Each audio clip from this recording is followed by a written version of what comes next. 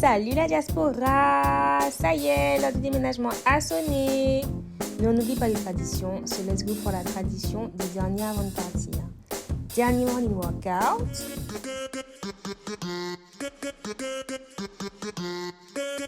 It's Kiba, Carl White, on the left side. Alors on commence. J'ai couché avec ma best. Donc pour ceux qui ne savent pas, best, c'est mes... J'ai fait une vidéo interdit moins 18 bien sûr avec mon crush qui n'a jamais fait de vidéo comme ça. Franchement, voilà. Moi Après, ce sont des risques à prendre, hein. Moi, wesh.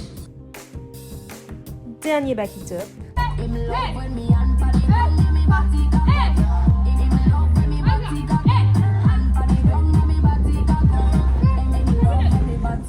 Dernier snack Élysée.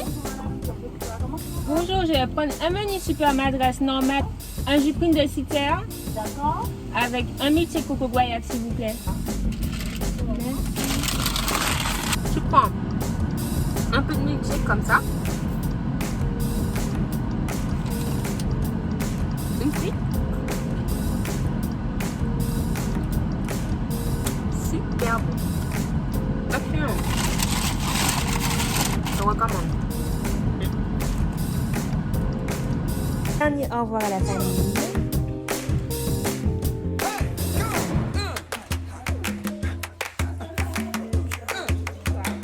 Hop, on décolle. Les gars, vous savez c'est quoi le truc le plus relou avec le masque? C'est que Face ID fonctionne pas.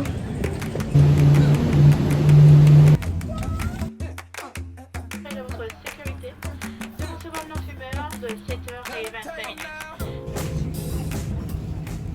Fly, fly, fly. Scoochie, huh? Si on vous pose la question, sachez que la bonne réponse, c'est viande. I get those goosebumps every time you come around, yeah. You ease my mind. J'ai l'impression que je vais attraper le Covid avec juste la température, tu vois. Yeah. It's way too dumb, yeah. I get those goosebumps every time. I need the Heimlich, throw that to the side. Yeah. I get those goosebumps every time, yeah. When you're not around, when you throw that to the side. Yeah. I get those goosebumps every time, yeah. 713 through the 281, yeah, I'm riding. Why they on me? Why they on me? I'm flying, sipping low key. I'm sipping low key in Onyx, find a rider. When I'm pulling up right beside you, pop star Lil Mariah. When I text kick game wireless, throw a stack on the Bible. Never Snapchat or took Molly. She fall through plenty, her and all again.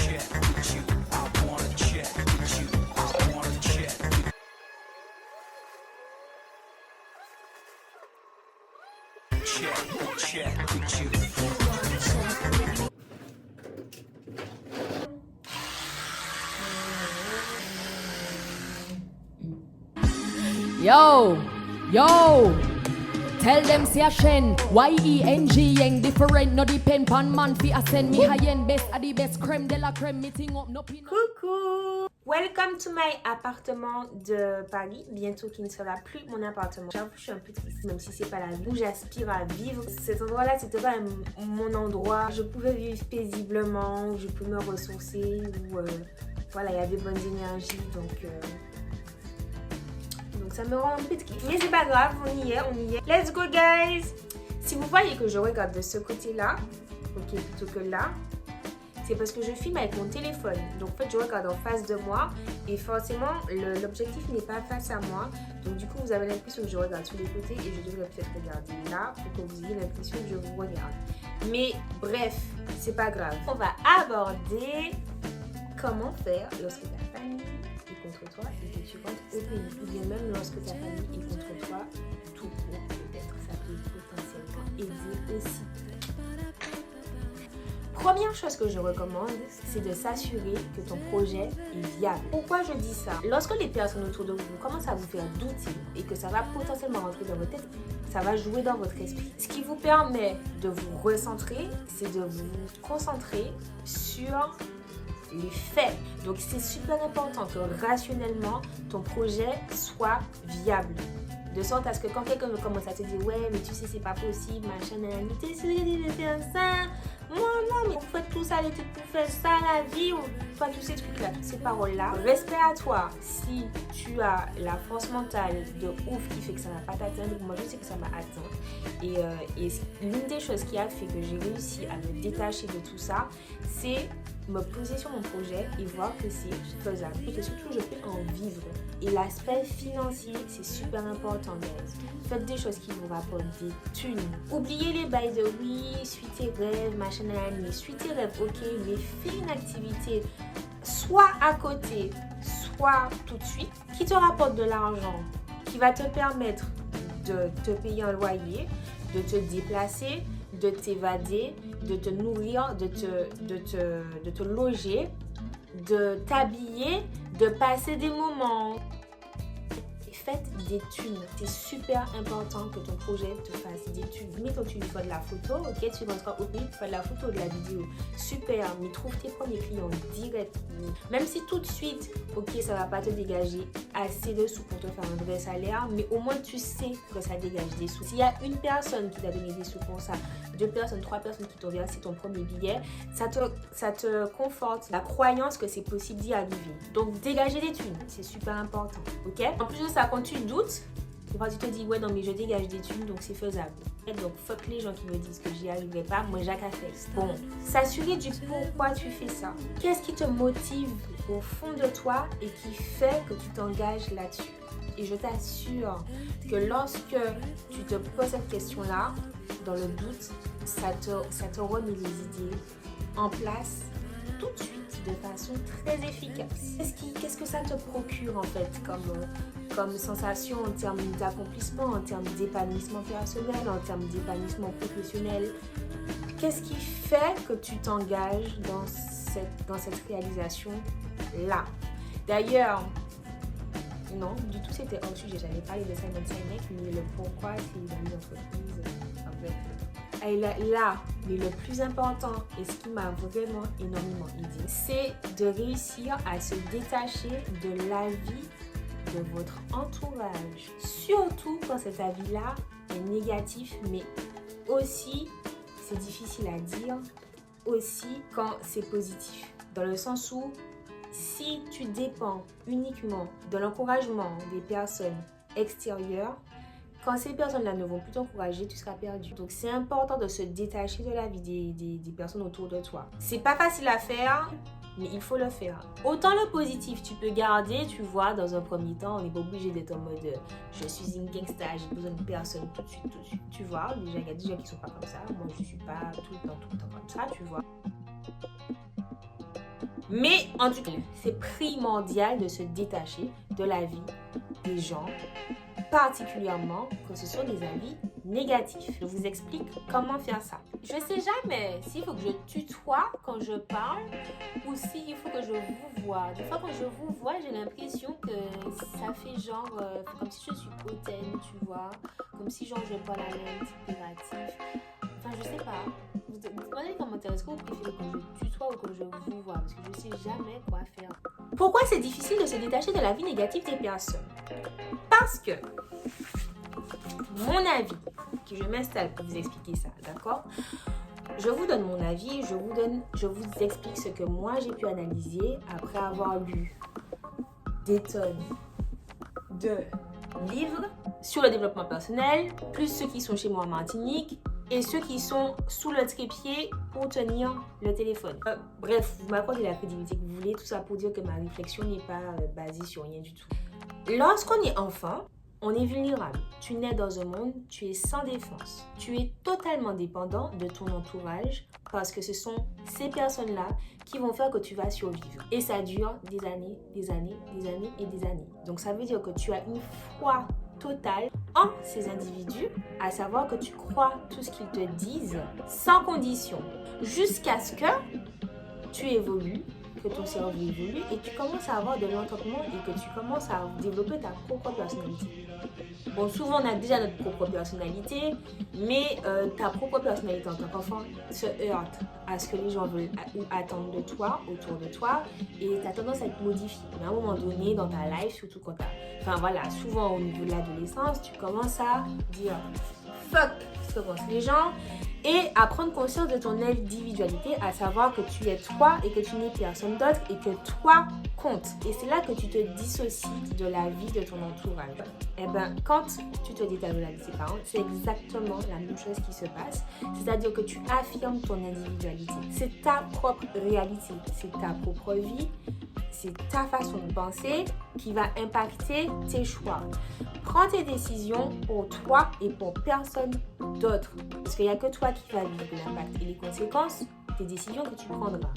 Lorsque tu acceptes l'opinion des autres comme si c'était la tienne et puis que ça impacte ta réalité et ta vie, c'est comme si tu admets ou tu octroies le droit à la personne en face de toi de penser que son avis compte plus que le tien sur ta vie. Donc en gros qu'elle sait mieux que toi ce que toi tu vis, alors que c'est pas possible parce qu'elle n'est pas dans ta tête. Vous n'avez pas les mêmes aspirations et puis vous ne voyez pas les choses de la même façon parce que vous n'avez pas le même vécu ni la même sensibilité. Compte tenu de tout ça, ton vécu, tes aspirations, tes envies, le fait que tes décisions impactent ta vie et il n'y a que toi qui vas les vivre, des personnes d'autre à part toi, c'est beaucoup plus facile en fait de se détacher de ton entourage, proche ou pas proche.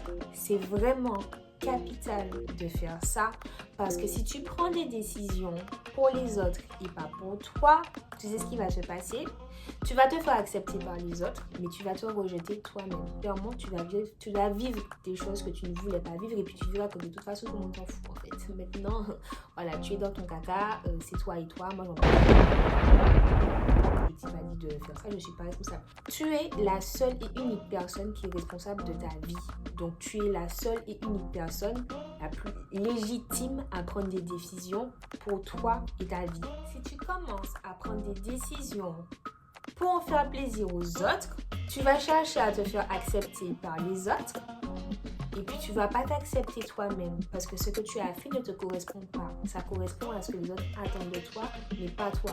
Donc au final, tu vas te rejeter toi et je t'assure qu'à la fin de la journée, la voix que tu écoutes le plus, c'est celle qu'il y a dans ta tête. C'est la voix qu'il y a dans ta tête est super puissante sur toi parce que tu es une espèce de juge intérieur qui va te faire te détester for real like si tu as fait quelque chose qui fait que toi-même tu te rejettes.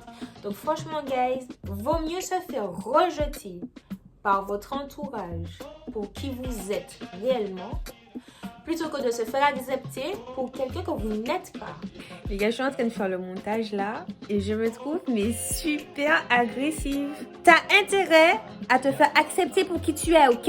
Est-ce que t'as fucking compris, bitch? Parce qu'à la fin de la journée, c'est toi et ton juge intérieur et c'est toi qui vas te rejeter et ça va te faire super mal. De toute façon, c'est pas comme si la terre entière allait te détester. Il y a bien des gens qui vivent bien avec toi. Donc, il y a des gens qui vont t'accepter comme tu es. Il faut faire confiance à la vie, les gens. Faites confiance à la vie, je vous jure que ça fonctionne. On n'a pas peur d'être soi. Les gens qui doivent faire partie de notre life vont faire partie de notre life. Les gens qui ne le doivent pas partiront. Concernant la vie de ton entourage proche de ta famille, étant donné que vous avez quand même un lien de sang, une affection et tout, et que tu es quand même la descendance de tes parents, frère, tu vois, t'es pas n'importe qui, ils sont quand même fiers de toi, ils tiennent à toi un minimum, tu vois. Ils vont finir par accepter. Ma relation aujourd'hui avec mes parents, c'est clairement amélioré. Ça a été difficile, il y a eu de forts moments où j'ai douté, il y a des moments où je n'ai pas cru en moi, ce sont mes amis qui m'ont remotivé. 80% quand même en partie grâce à mes amis, 10%, même 15% avec les lectures, tout ça. Et puis 5% avec mon intuition. J'avoue, je suis faible. J'assume, je suis comme ça. Et quand vous croyez en vous, les gens autour de vous qui font partie de votre entourage, qui ne peuvent pas vous dégager comme ça, ils n'ont pas d'autre choix que de croire en vous aussi. Et là, franchement, c'est toujours pénible parce que voilà, les choses sont comme elles sont, mais c'est beaucoup mieux. Donc tenez, ok? On fait ça, c'est difficile, mais on fait ça. Qu'est-ce que je voulais dire? Ah, ça fait mal, pourquoi j'ai fait ça? fait tenir, les gars. Quand je doutais, je me disais, putain, est-ce que je repars pour bosser, machin, je regardais mon quotidien aujourd'hui et mon quotidien avant, et mon quotidien d'avant me déprimait de ouf. Et c'est là que je me suis dit, vous pouvez dire ça ou les, c'est pas obligé qu'à prendre erreur là tous les jours, pas dans le vieux lot des sentiments, ça m'a pas dit là, tu vois. C'est pas obligé qu'à faire. C'est pas toi qui supporte le crédit du pays de la personne. C'est pas toi, ce n'est pas toi. Ok, c'est moi. Donc, je préfère galérer à faire un truc que j'aime plutôt que faire un truc que j'aime pas et puis au fur et à mesure du temps, je m'éteins. D'accord? Non. Bon. En plus de ça, nos parents sont toujours en train de parler alors que pour beaucoup, ils ne sont jamais partis. Ils ne sont jamais partis pour vivre, mais c'est eux qui donnent le plus de conseils. En fait, tu connais pas notre réalité, frère. Donc si je dis que je veux rentrer, frère, mon 40 et qui est raide, je m'en fait.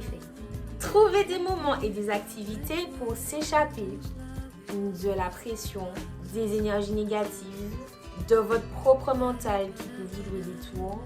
Trouver des échappatoires, que ce soit une activité, que ce soit un lieu, que ce soit un moment. Ça peut être la lecture, la danse, la peinture, aller boire un verre avec des amis, faire une randonnée, aller dans un hôtel, se poser face à la mer, faire un plan bateau, je sais pas. Peu importe, trouvez quelque chose qui vous permet de vous échapper parce qu'à un moment donné, c'est chaud. Quand c'est chaud, tu pètes un câble, tu pètes un câble quand c'est comme ça. Donc c'est important de se trouver un échappatoire pour quand c'est difficile parce que toutes les choses négatives que tu gardes, d'accord, en toi ou que tu subis, les influences négatives qu'il y a autour de toi, si tu ne les évacues pas, elles vont se retourner contre toi-même. Et franchement, quand ça se retourne contre toi,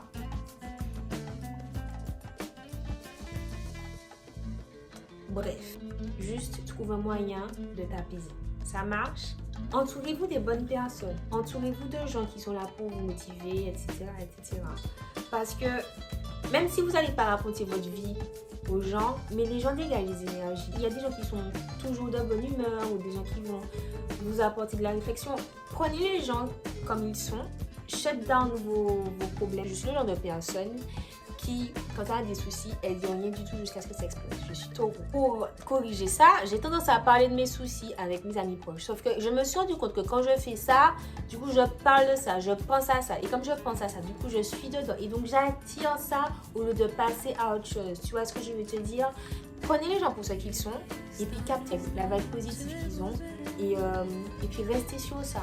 Tu as un souci, tu essaies de trouver une solution, tu te focuses sur la réalisation de la solution et puis tu catches la vibe de personnes cool, d'accord, qui te ramènent le sourire, la positivité, tout ce qui te manque à cet instant-là et puis tu te focuses dessus. Donc on pense à ces problèmes, le temps de trouver une solution et puis le reste du temps, on s'évade. Les gens même plus globalement qui vous motivent, qui font des activités avec vous, qui vous font sourire, qui sont capables de vous dire arrête de parler de tes soucis, t'es chiant. Une connaissance que j'apprécie beaucoup parce qu'il est toujours en mode joie de vivre et tout ça. Et puis il me dit oh t'es chiant, t'as allé mal tout le temps, va bien un peu. Et ça m'a fait rire et ça m'a fait du bien d'entendre ça. Entourez-vous de personnes qui vous aiment bien mais qui vous aiment assez pour vous recadrer quand vous avez besoin d'être recadré. Vous faire vous rendre compte aussi qu'il faut se concentrer sur le positif. C'est des petits conseils comme ça, tu vois.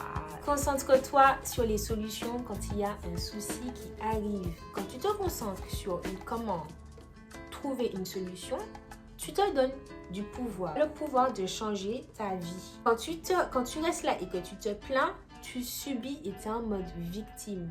Et ça, c'est pas bon. Donc, dès qu'il y a un souci qui arrive, pose-toi et dis-toi « Ah, ok, un challenge pour tester mon ingéniosité et ma capacité à trouver des solutions.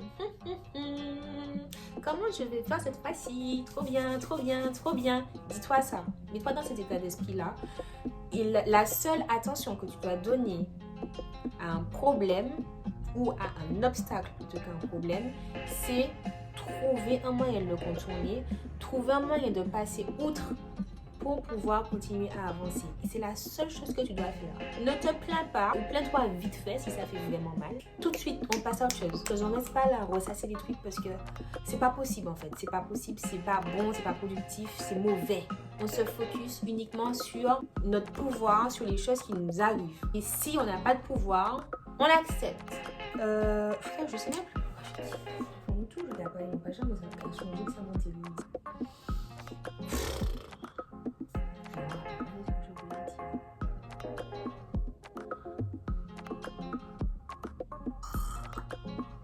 Ouais, je me rappelle. Ah oui, là je me rappelle. Tout à l'heure j'ai dit je me rappelle.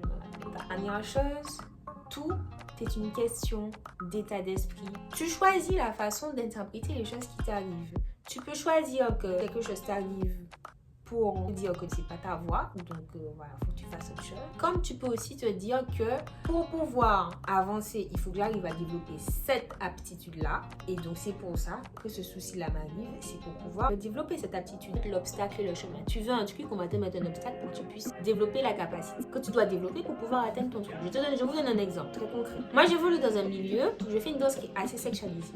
Le twerk, le floor walk, le chair dance, etc. Tout ça. Je suis amenée à faire des photos sexualisées également, qui correspondent à qui je suis à l'instant T, en sachant que chaque individu est amené à évoluer, donc bref, qui correspondent à qui je suis à l'instant T, mais qui sont quand même sexualisées, et je prends position derrière ça. Tu vois, c'est pas comme si je fais des petites photos vite fait, et puis pouf, c'est posté, et puis hop, tout le monde s'en fiche, parce que ça rentre dans la pluralité de toutes les photos des qu'on voit sur Insta. Non, je fais des photos, et puis en plus de ça, je donne mon avis, et puis quand ça ne te plaît pas, eh ben, mon cas quitter.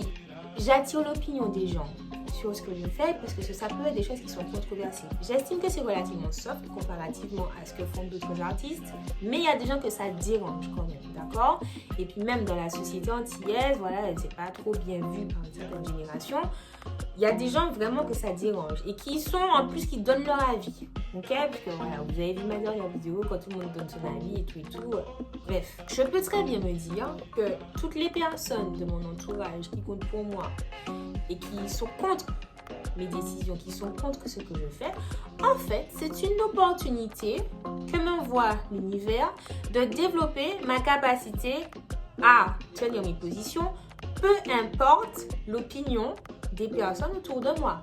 Parce que si j'arrive à faire abstraction de l'opinion de mes proches, tu penses bien que c'est pas un inconnu sur le gramme qui va venir me faire changer, me perturber dans mes plans. Donc, je peux très bien me dire ça. Oh, tu n'es pas d'accord avec ce que je fais. Écoute, c'est ton droit, j'entends, et je m'en fous. Tu choisis d'interpréter la raison pour laquelle les choses t'arrivent comme tu l'entends. Là, j'ai vécu un autre truc aussi full pas cool. Je vais pas en parler parce que voilà, mais bon, tant pis, ça m'a remotivée. Ça m'a remotivée et voilà. Tout est une question d'état d'esprit. On sourit, on se focus sur le positif. Je me suis rendu compte que je ne fais pas le like, share and subscribe and comment. So please, abonnez-vous, subscribez-vous, commentez, likez, dites-moi ce que vous en pensez, partagez et voilà. Moi, je vous envoie plein d'ondes positives. Je vous envoie un grand sourire aussi. Je vous kiffe. Et puis, chin up, on lève le menton. On est fiers et on ne se laisse pas démotiver par les sources extérieures.